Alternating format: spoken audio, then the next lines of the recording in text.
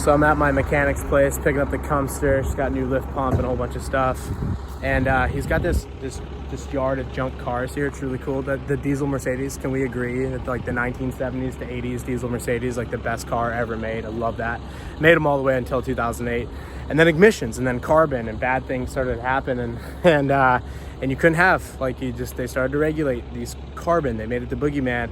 And if you remember the cash for clunkers, when Obama got in office, one of the first things they did was this cash for clunkers program where they smash cars like this, good, perfectly working cars people could buy for $2.5, $3, $4, $5 grand. And you go in there, you get a tax credit, get you into a new car, get you into some debt. You got people that came in with obviously paid for cars that were running fine, and they crushed them. And they literally crushed these cars. They put this weird glass-like chemical in the motors and ran it and seized all the engines. So it was like we just destroyed resources for literally no good option, and all in the name of killing the boogeyman, the carbon boogeyman, like the really, really, bad guy that the globalists are like, carbon, can't have that. Meanwhile, private jets, and so I want to point that out as what's occurring as we're allowing them to roll with this narrative of carbon's bad, carbon's the boogeyman.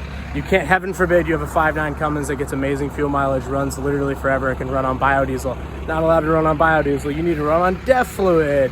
You need to pull over the side of the road and have a regeneration cycle, which if you don't ride diesel, if you don't have a diesel, you don't understand that,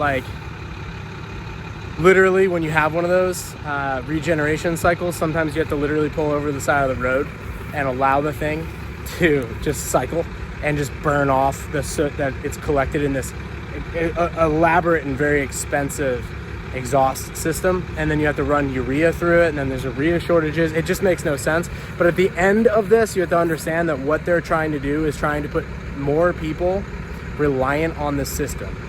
And they're literally taking resources away from people by crushing them out, decreasing the supply of used cars during that moment in time, giving a bailout to the large guys that they bailed out, GM, not Ford, but the rest of them, Chrysler, and they're literally giving a transfer payment of saying here's a tax credit, we'll just print it, which causes inflation, and then they decrease the supply of used cars on the market, and then they take people that weren't in debt and they put them in debt, all in the name of carbon.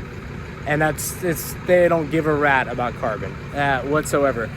But this game will continue. I mentioned 08 and the cash for clunkers because that was when it started.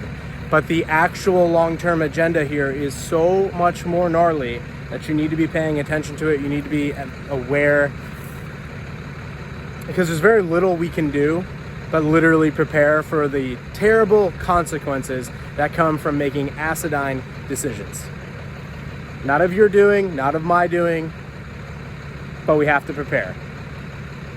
Because we have a very small global elite class that literally is working to print and print and print and buy the assets and destroy assets that other people could buy, and they're creating a slave-like society. And if you don't see it at this point in time, you will over the next 5 years. You're going to have the extreme haves and the extreme have-nots. They're hollowing out the middle class. The entire sickness scare and this whole entire thing is all about control. It's all about moving forward with a digital ID, a digital passport, a digital medical tyranny, all of that type of stuff. And you have to be aware of this, and you have to be working to become more sovereign, to become more independent. Freedom is not free. If you want to have any level of freedom, particularly moving forward until we conclude this fourth turning event, you need to be working like a duck on water. Up, calm, cool, collected on top. Underwater, it's pedaling its ass off. And that's what you got to be doing in this moment, because it's not going to get any better. It's going to get worse from here. Cash for Clunkers in 2008 was literally the beginning of the fourth turning. The book, The Fourth Turning, which I will link below, it's incredible. I read it about every 2 months at this point, because every time I go through it, I'm just like, man, this thing is so spot on. It should conclude sometime between 25 and 30, 31. It could drag off into 32, 33, but it should be concluding, but we haven't gotten to a climax-like event yet.